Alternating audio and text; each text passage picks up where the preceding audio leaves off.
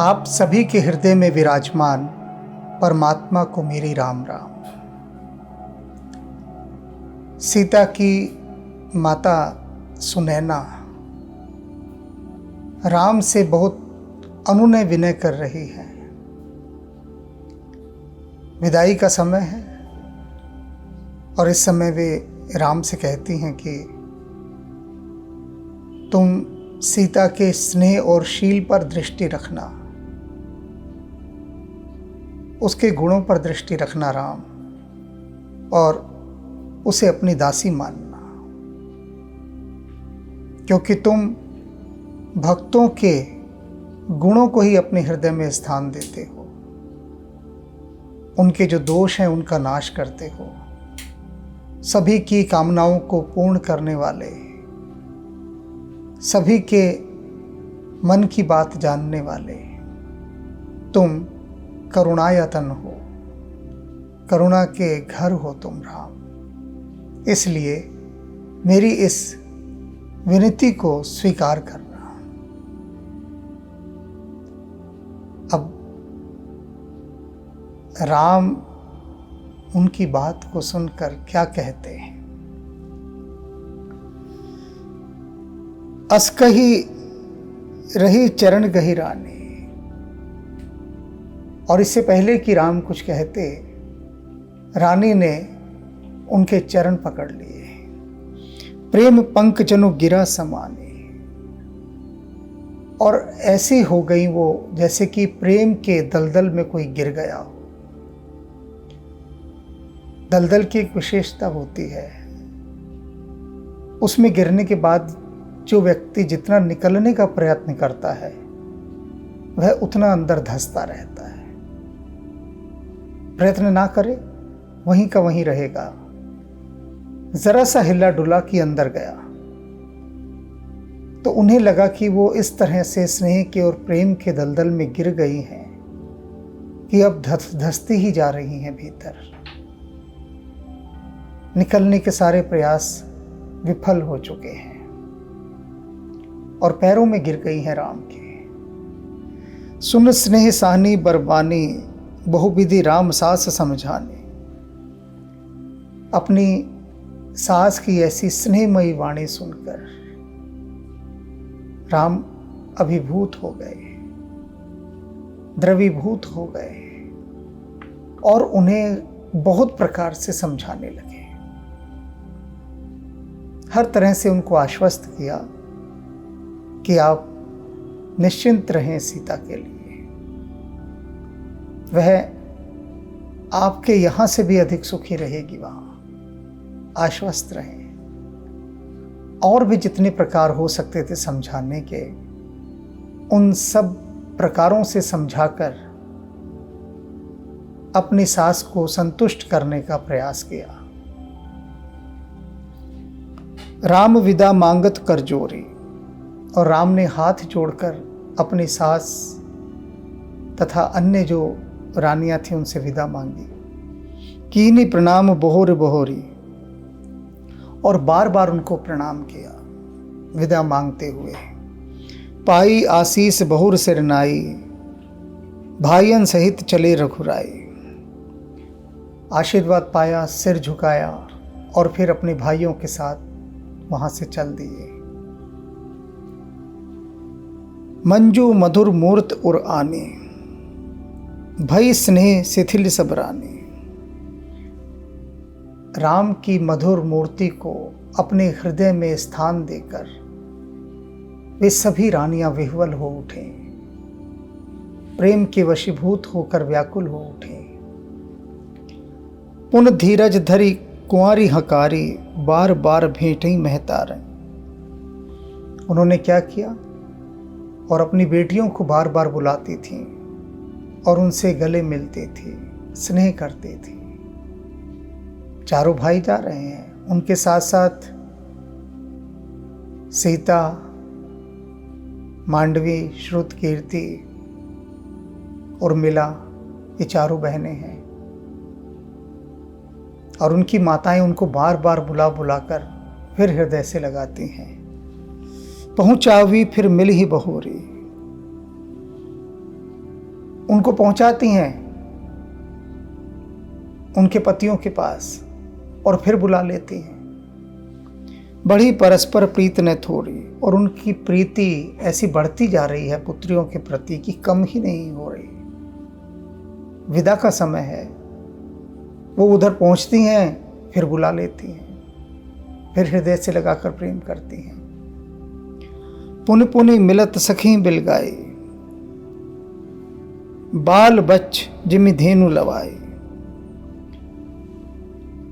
वो बार बार जा जाके अपनी पुत्रियों से मिल रही हैं, तो यह देखकर रानी की सखियां उनको अलग करती हैं पुत्रियों से कि बस बहुत हो गया, और वो हटने का नाम ही नहीं लेती। और ऐसी स्थिति हो गई है इन माताओं की कि जैसे बाल बच्च जिमि धेनु गंवानी, जो अभी अभी ब्याही हो गए, उसका बछड़ा हुआ हो,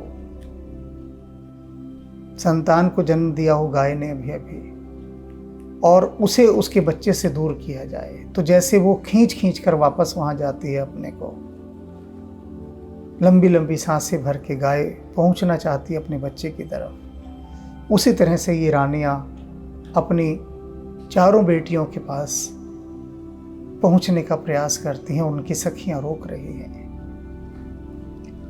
प्रेम विवश नर नारी सब, सखिन सहित रनवास। मानहु कीनि विदेहपुर, करुणा बिरह निवास। प्रेम के विवश होकर सारी नर नारियां, पुरवासी, वे सभी बहुत व्याकुल हो गए। पूरा रनवास, सारी सखियां, पूरा परिवेश जो है वो प्रेम के वशीभूत होकर व्याकुल है। मानहु कीन्हि विदेपुर, करुणा बिरह निवास। ऐसा हो गया है कि जैसे जनकपुर के अंदर, पूरी मिथिला में करुणा और विरह का निवास हो गया हो। अब से पहले तो उत्सव और आनंद का वास था, किंतु बेटियों की विदाई की बात सुनकर वह पूरा परिवेश जो अभी तक झूम रहा था खुशी से, नाच गाना चल रहा था, महोत्सव हो रहा था, वह करुणा और विरह में बदल गया। सब मन ही मन बहुत दुखी हो रहे थे, उदास हो रहे थे कि बेटियों को विदा करना पड़ रहा है। सुख सारी का जानकी जाए, कनक पिंजर ही राखी पढ़ाए।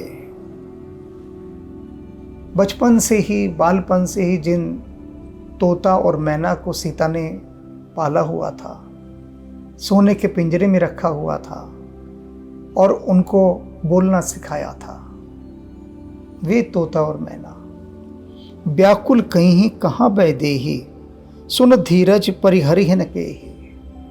वे तोता और मैना भी अपने पिंजरे से चिल्ला चिल्ला कर व्याकुल होकर कह रहे थे कि वैदेही कहाँ है, वैदेही कहाँ है। सीता को पुकार रहे थे न देखकर, और इसे सुनकर जो उपस्थित जितने भी लोग थे वहाँ, वे और विह्वल हो गए, और अधिक गहरे भीतर उदास हो गए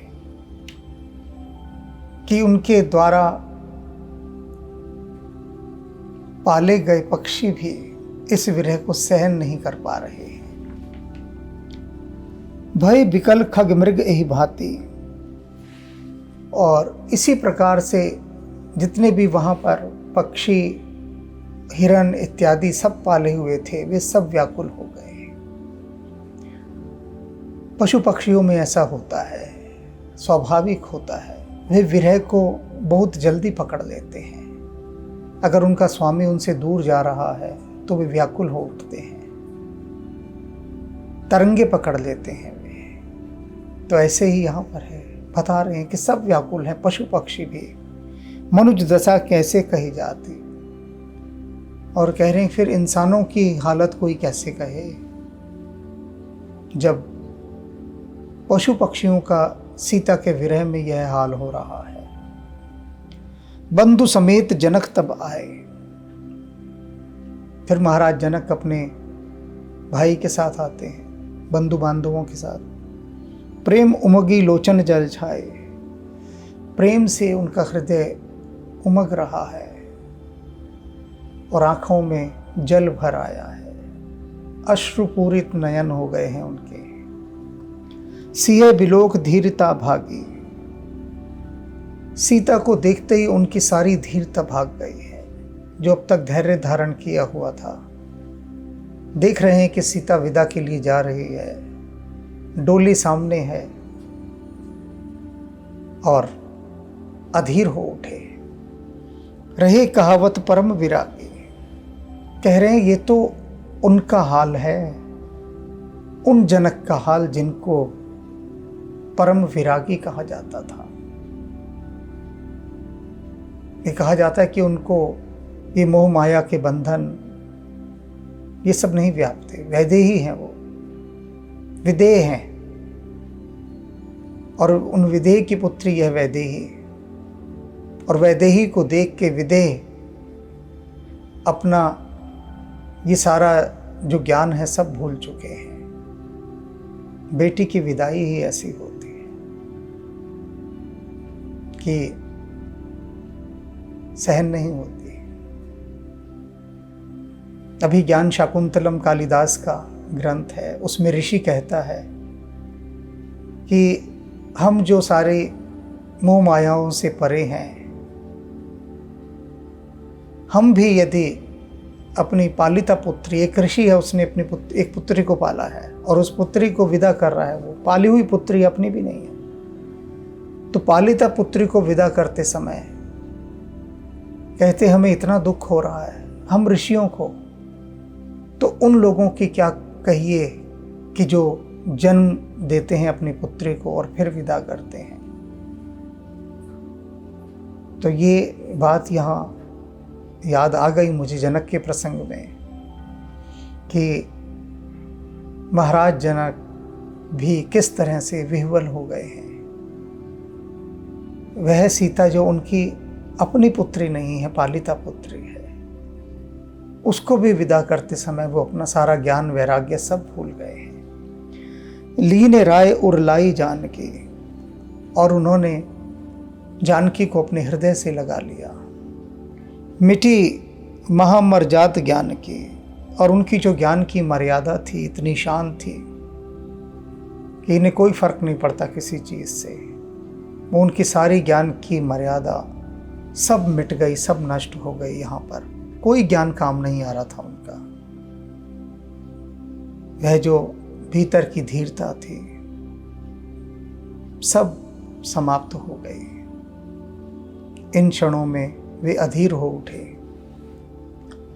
समुझावत सब सचिव सयाने, तब उनके सब मंत्रियों ने उन्हें समझाया कि महाराज इस तरह से व्याकुल होना उचित नहीं है, धैर्य धारण करें। कीनी विचार ने अवसर जाने, और जनक ने भी उनकी बात पर विचार किया अवसर को जान के कि अब इतना अधिक भावुक नहीं होना चाहिए, उन्हें इतना इमोशनल नहीं होना चाहिए। तो वे अपनी सहज अवस्था में लौटने लगे।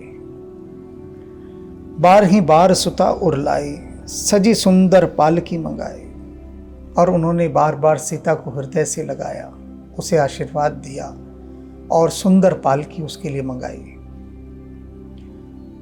प्रेम विवश परिवार सब, जान सुलगन नरेश, कुंवर चढ़ाई पालकिन, सुमरे सिद्धि गणेश।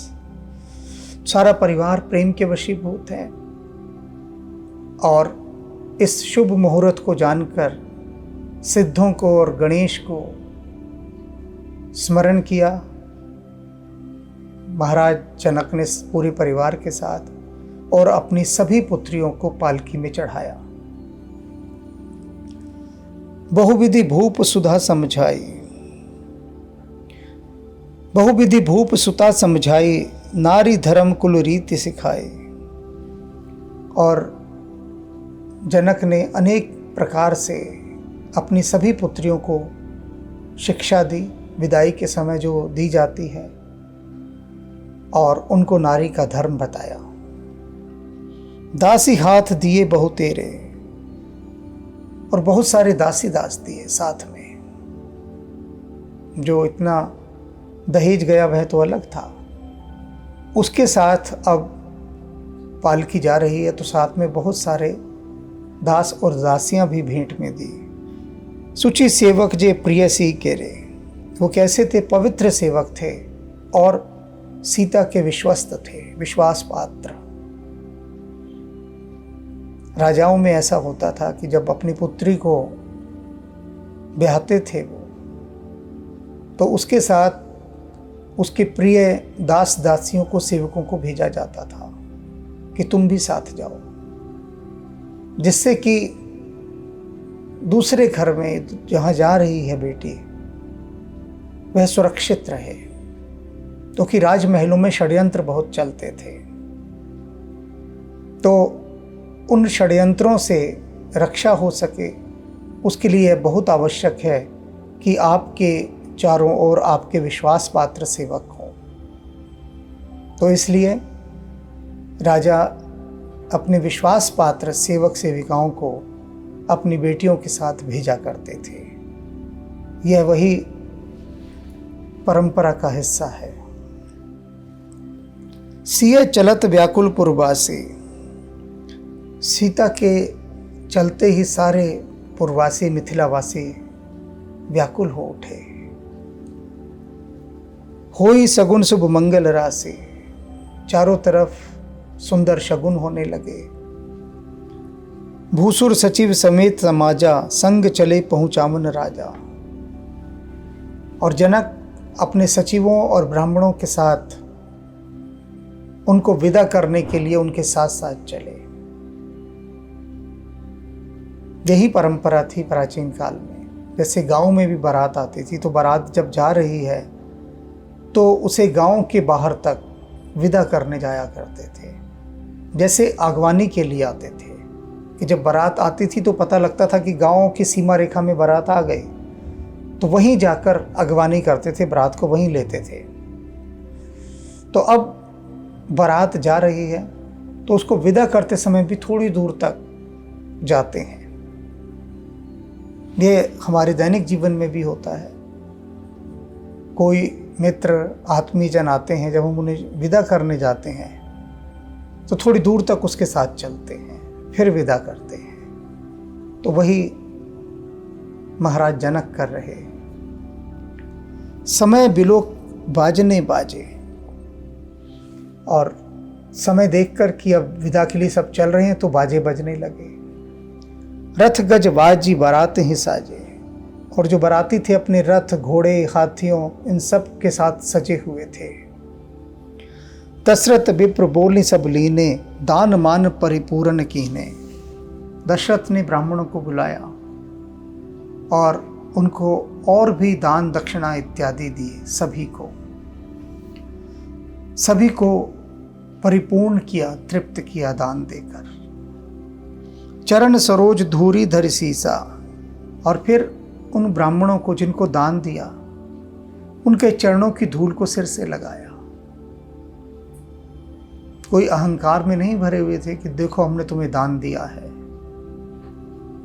स्वयं को सौभाग्यशाली समझ रहे थे कि उन्होंने दान स्वीकार किया, भेंट स्वीकार की, और उनके चरणों की धूल को अपने सिर पर रखा।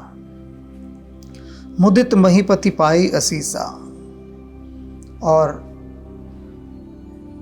जब उनके चरणों की धूल अपने सिर पर लगाई तो ब्राह्मणों ने आशीर्वाद तो देना ही था, भर भर के आशीर्वाद दिए। और उन आशीर्वादों से शक्ति पाकर दशरथ और मुदित हो गए, प्रसन्न हो उठे।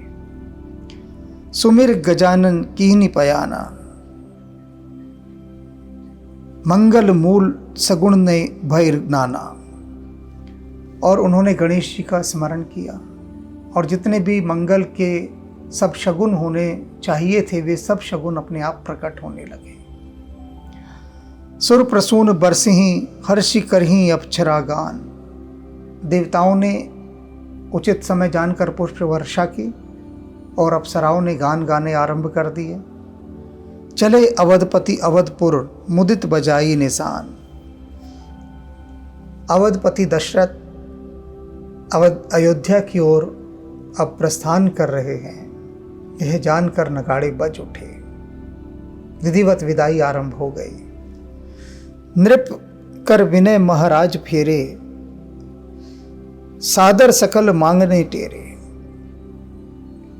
और क्या है,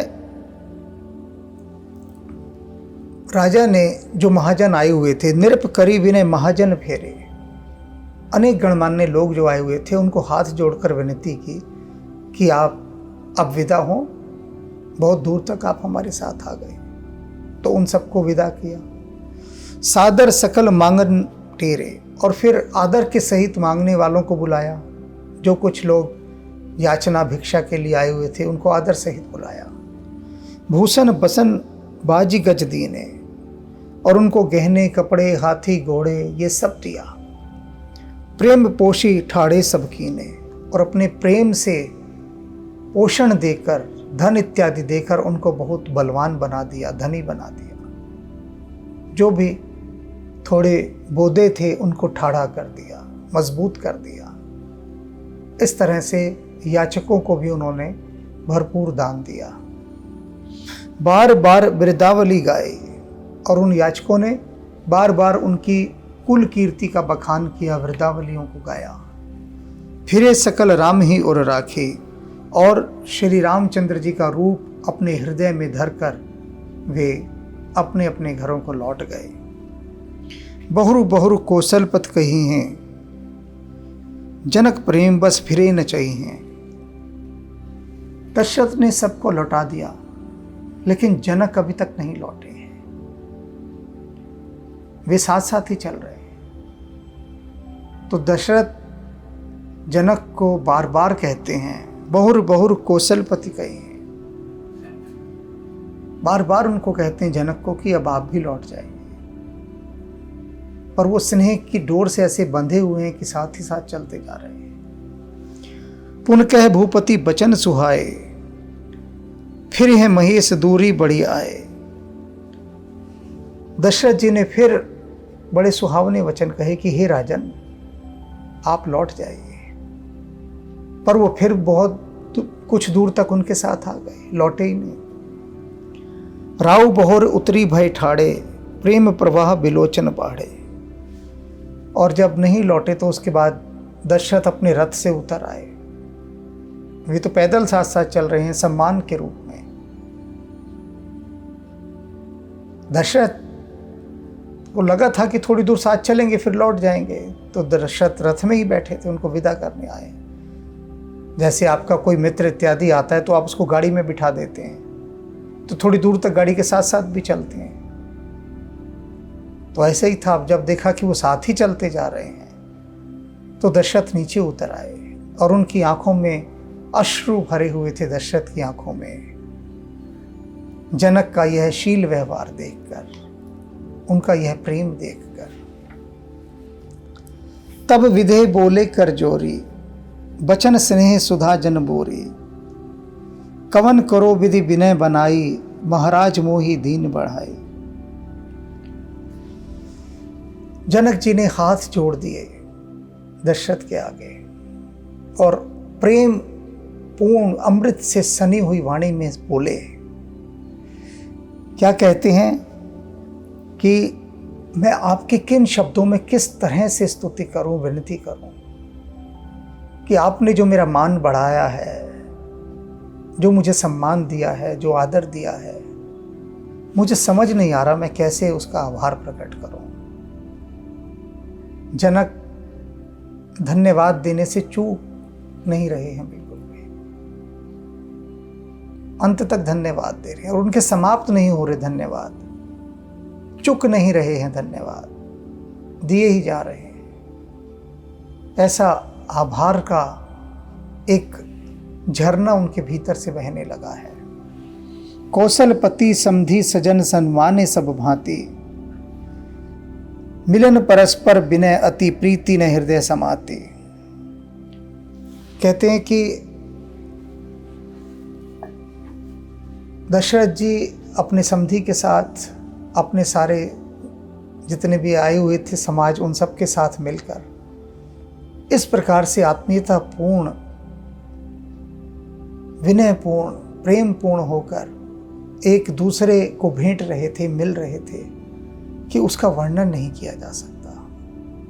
ऐसी दोनों की भाव दशा थी, भावुक हो गए थे दोनों, और इतनी प्रीति थी कि हृदय में समा नहीं रही थी दोनों की।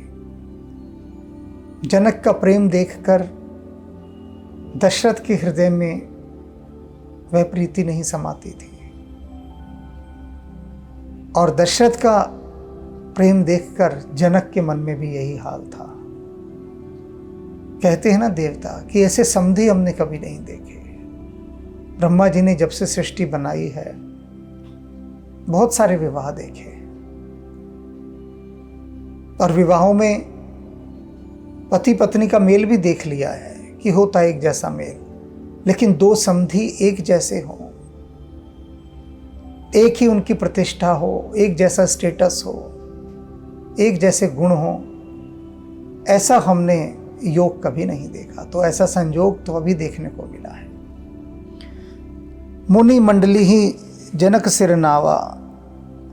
जनक जी ने फिर जो ऋषि मुनियों की मंडली थी उनको सिर झुकाया, आशीर्वाद सभी सन पाया, और उन सभी से आशीर्वाद प्राप्त किया।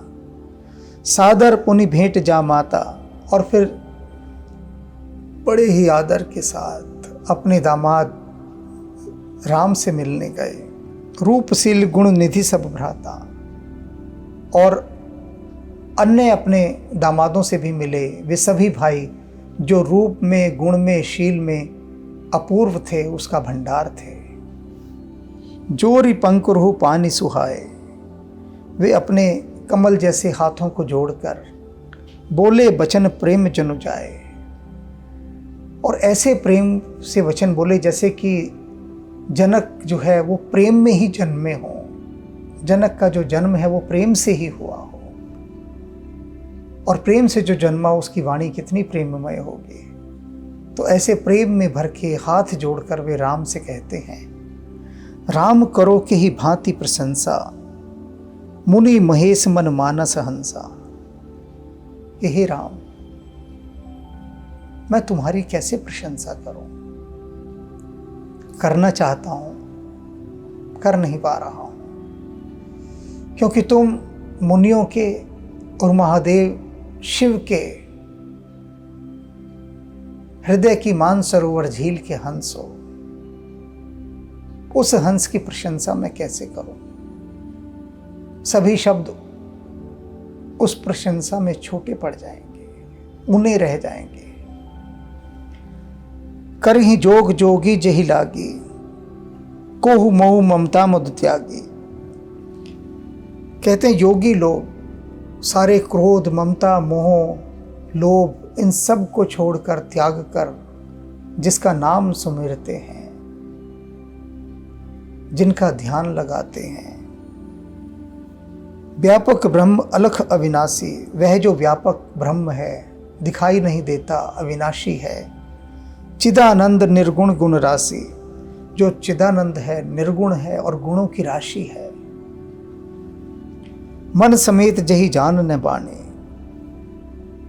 मन और वाणी जिसे जान नहीं सकती, जो परे है मन और वाणी के। तर्क न सकहि सकल अनुमाने, कोई तर्क से भी उसको नहीं पा सकता। तर्कातीत है जो सकल अनुमानी, बस सभी लोग उसके बारे में अनुमान ही लगाते रहते हैं।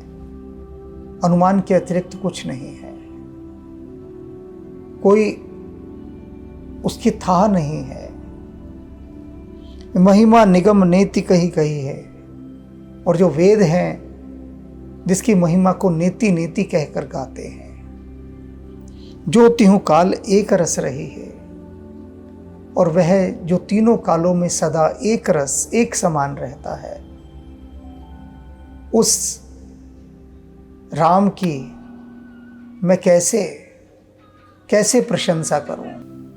नयन विषय मोह कहु भयहु, सो समस्त सुख मूल, सब ही लाभ जग जीव कहे, एह ईस अनुकूल। कहते हैं आप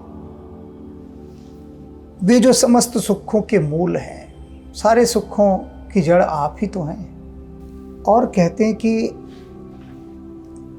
सब ही लाभ जग जीव कह भय ईस अनुकूल। आप मेरे नेत्रों के विषय हैं, मेरे नेत्र सिर्फ आप ही को देखते हैं, और सारा जीव सारा संसार एक ही बात कहता है कि वे राम जिसके अनुकूल हो जाएं, उसके जीवन में फिर लाभ ही लाभ है और कुछ नहीं है। वह लाभान्वित ही रहता है, सदा प्रगति पथ पर बढ़ता रहता है। और आप हम पर प्रसन्न हैं, हमारे जीवन में आपका पदार्पण हो गया है, तो निश्चित रूप से हमें लाभ ही लाभ है। सब ही भांति मोहि दीन बढ़ाई, आपने हर प्रकार से मुझे सम्मान दिया है, बढ़ाई दी है। निज जन जनि लीनी अपनाई, और अपना मानकर मुझे अपना लिया है, अपने हृदय में स्थान दे दिया है। होई सहस दस सारद शेषा, करही कलप कोटिक भरी लेखा। कहते हैं 10,000 सरस्वती और शेषनाग भी हों तो भी करोड़ों कल्पों तक वे इस चीज की गणना नहीं कर सकते, इसे गिन नहीं सकते। किसे नहीं गिन सकते, क्या नहीं गिन सकते? तो जनक उसके लिए बताते हैं आगे, मोर भाग्य राउर गुण गाथा, कि मुझे जो भाग्य प्राप्त हुआ है, जो सौभाग्य आपने दिया है राम, और जो आपके गुणों की गाथा है, इन दोनों ही चीजों की गणना 10-10 हजार शेषनाग और सरस्वती हो जाएं तो भी कल्पों तक उन्हें गिन नहीं सकते, उनकी गणना, उनकी काउंटिंग नहीं हो सकती। इतने सौभाग्य हैं मेरे, आप मेरे दामाद बने, इससे बड़ा सौभाग्य क्या होगा? कितने पुण्यों के बाद बने होंगे, उनको गिनने यदि बैठेंगे शारदा भी और शेषनाग भी, गिनते रहें कल्पों तक गिन नहीं पाएंगे। कहीं न सिराही सुनहु रघुनाथा, आपकी जो गुणों की और महिमा की गाथा है वह कभी समाप्त नहीं हो सकती, उनका गिनना भी व्यर्थ जाएगा। आपके इतने गुण हैं। मैं कुछ कहूँ एक बल मोरे, तुम ही रीझ हूँ सन्हे सुठ तोरे। और मैं ये सब इतनी बातें सिर्फ इसी बल पर कह रहा हूँ, आपके बल पर, आपके प्रेम के बल पर ही मैं ये सब कह पा रहा हूँ, क्योंकि आपका एक महानतम गुण है राम। क्या गुण है? कि थोड़ी सी भक्ति से ही आप रीझ जाते हैं, प्रसन्न हो जाते हैं, थोड़े से प्रेम से ही। तुम रीझहूं सने सुठ थोरे, भक्तों पर प्रसन्न हो जाते हैं।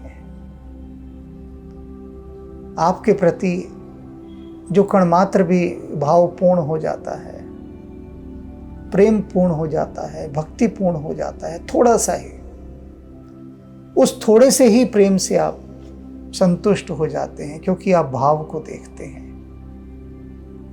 और आपके इसी महानतम गुण के कारण मैं इतनी सारी बातें कह पाया।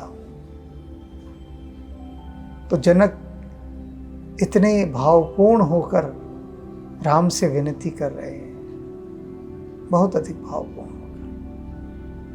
और उनके इस भाव को यदि हम अपने हृदय में थोड़ा सा अनुभव करने लगे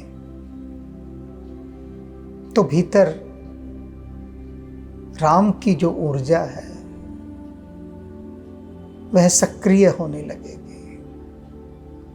महसूस करेंगे आप कि कुछ भीतर कुछ हलचल तो होनी शुरू हो गई है, क्योंकि अब जो प्रसंग चल रहे हैं ना, ये भाव जगत के हैं। वह जगत जिसको प्रभु के श्री चरणों में बहुत महत्वपूर्ण स्थान प्राप्त है, हृदय में महत्वपूर्ण स्थान प्राप्त है। भाव में जब आप डूबते हैं ना,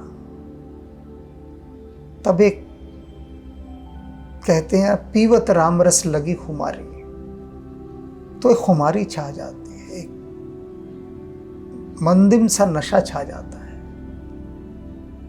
और यही भाव परमात्मा तक पहुंचता है।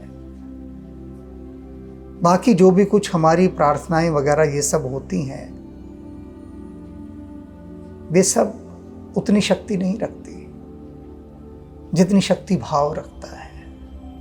तो अब इस समय जितना भी प्रसंग चल रहा है ना, ये बार बार सुनने वाला है, क्योंकि ये बार बार सुनना क्या है, ध्यान पूर्वक सुनना। एक बार भी चाहे सुने, लवलीन होकर सुने, तल्लीन होकर सुने, हृदय लगाकर सुने, तो उससे भाव का पक्ष सक्रिय होता है। भाव के चक्र हैं वे जागृत होते हैं। भाव के चक्रों पर जाकर यह ऊर्जा टकराती है, उन्हें छूती है, उनके द्वार खटखटाती है। तो उन भावों को यह मत सोचिएगा कि ये तो सब उबा देने वाली बोरिंग बातें चल रही हैं, क्या वो हाथ जोड़ रहे हैं, बार बार स्तुति कर रहे हैं। मन का यदि कोई कोना ऐसा सुझाव दे तो उसे हाथ जोड़कर आगे कर देना कि भैया तू जा, यहाँ कथा चल रही है, राम का सुमिरन चल रहा है, तुझे चुपचाप बैठना हो तो बैठ जा, नहीं आगे सरक जा। उसे विनम्रता पूर्वक आगे भेज देना, क्योंकि मन की नकारात्मक शक्तियां कहेंगी कि क्या इन नमस्कारों में, इन स्तुतियों में बोर हो रहे हो। वह नहीं होना, बोर तो होना है, पर दूसरा बोर। आम की जो फूल लगती है ना, उसको बोर कहते हैं। जब वह बोर लगती है तो कोयलें कूकती हैं। तो अपने मन में भक्ति की बोर को सुवासित कीजिए, तो कोयलें राम का नाम बोलेंगी आपके मन में। राम राम।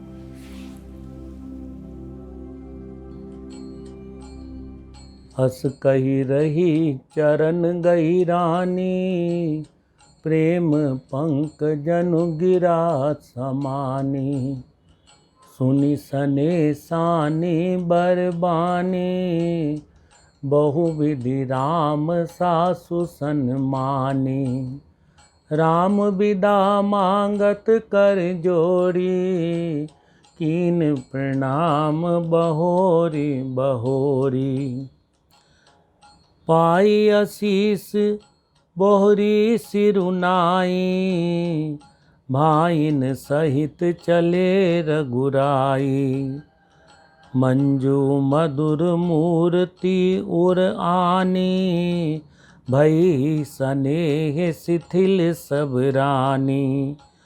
पुनि धीरज धरि कुंवारी हकारी, बार बार भेटई महतारी। पहुँचावई फिर मिलही बहोरी, बड़ी परस्पर प्रीति न थोरी। पुनि पुनि मिलत सखिन बिल गाई, बाल बच्छ जिमि धेनु लवाई। प्रेम विवश नर नारी सब, सखिन सहित रनिवासु। मानव कीन विदेहपुर, करुणा बिरय निवासु। सुख सारिका जानकी जाए, कनक पिंजर रिन राखी पड़ाए। व्याकुल कहई कहाँ वै देही, सुनि धीरज परिहरई न केही।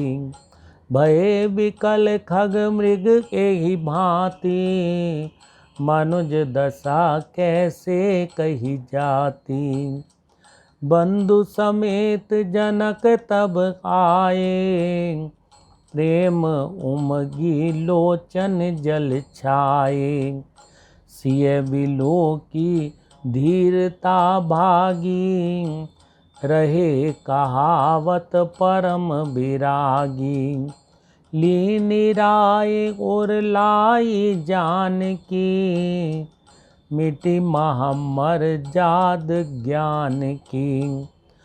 समुझावत सब सचिव सयाने, कीन विचारु न अवसर जाने। बारई बार सुता उर लाई, सजी सुंदर पालकी मंगाई। प्रेम विवश परिवारु सब, जानी सुलगन नरेश। कुंवारी चढ़ाई पालकिन, सुमिरे से दी गणेश। बहुविधि भूप सुता समुझाई, नारी धर्म कुल रीति सिखाई। दासी दास दिए बहु तेरे, सुचि सेवक जे पिरे सिय केरे। सिय चलत व्याकुल पुरबासी, होई सगुन शुभ मंगल राशि। भूसुर सचिव समेत समाजा, संग चले पहुँचावन राजा। समय बिलो की बाजने बाजे, रथ गज बाज बारातिन साजे। दशरथ ब्रेप बोली सब लीने, दान मान परिपूरन कीने। चरण सरोज धूरि धरि सीसा, मुदित महीपति पाई असीसा। सुमिर गजानन कीन पयाना, मंगल मूल सगुन भय नाना। सुर प्रसून बरसई हर्षि, करई अप्सरा गान। चले अवधपति अवधपुर, मुदित बजाई निशान। नृप करी विनय महाजन फेरे, सादर सकल मांगने टेरे। भूषण बसन बाजी गज दीने, प्रेम पोषी ठारे सब कीने। बार बार बिरदावली भासी, फिरे सकल रामय उर राखी। बहुरी बहुरी कौशलपति कही, जनक प्रेम बस फिरे न चही। पुनि कै भूपति वचन सुहाए, फिरहि महिष दूरी बड़ी आए। राउ बहोरी उतरी भय ठारे, प्रेम प्रवाह बिलोचन बारे। तब विदे बोले कर जोरी, वचन स्नेह सुधा जनु बोरी। करऊँ कवन विधि विनय बनाई, महाराज मोहि दीनि बढ़ाई। कौशलपति समधी सजन, सन्माने सब भांति। मिलनि परस्पर विनय अति, प्रीति न हृदय समाति। मुनि मंडली ही जनक सिरु नावा, आशीर्वादु सबई सन पावा। सादर पुनि बेटे जमाता, रूप शील गुण निधि सब भ्राता। जोरी पंकरु पानी सुहाए, बोले बचन प्रेम जनु जाए। राम करो के ही भांति प्रशंसा, मुनि महेश मन मानस हंसा। करई जोग जोगी जेहि लागी, कोहु मोहु ममता मधु त्यागी। व्यापक ब्रह्म अलख अविनाशी, चिदानंद निर्गुण गुण राशि। मन समेत जेहि जान न बानी, तरकि न सकहि सकल अनुमानी। महिमा निगम नेति कही कही, ज्योतिहु काल एक रस रही। नैन विषय मोह कहूँ भयो, सो समस्त सुख मूल। सबई लाभ जग जीव कह, भये ईश अनुकूल। सब ही भांति मोहि दीन बड़ाई, निज जन जानि लीन अपनाई। होई सहस दस सारद शेषा, करय कलप कोटिक बरि लेखा। मोर भाग्य राउर गुण गाथा, कही न सिराही सुनऊ रघुनाथा। मैं कछु कयऊँ एक बल मोरे, तुमरी जऊ सनेह सुठि थोरे। मैं कछु कयऊँ एक बल मोरे, तुमरी जऊ सनेह सुठि थोरे।